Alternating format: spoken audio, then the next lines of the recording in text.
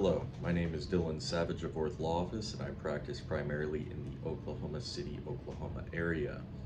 Today we are going to be defining and discussing what separate property is for married individuals and divorcing individuals.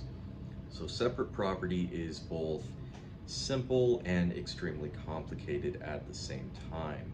Put simply, separate property is property that is one individual spouse's alone and the other spouse has no right to.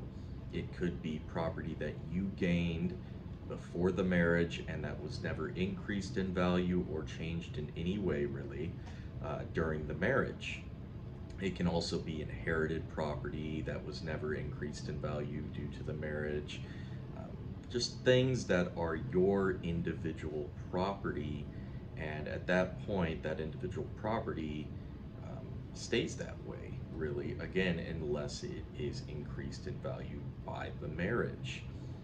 The spouse, your spouse, will have no claim to separate property, so it is extremely important to know what separate property is or define what separate property is during a divorce proceeding. Of course, during divorces, you will often see parties argue over what is and is not marital property, but you can go back to the rule of thumb is, did we obtain this property due to our marriage through our mutual funds, and was it increased in value due to our marriage? A lot of the time, if you obtain something during your marriage, it's likely going to be considered marital property.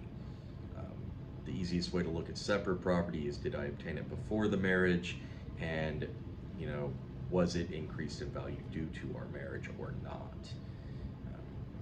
If you found this to be helpful or you believe it could help somebody else, please go to theoklahomacityattorney.com.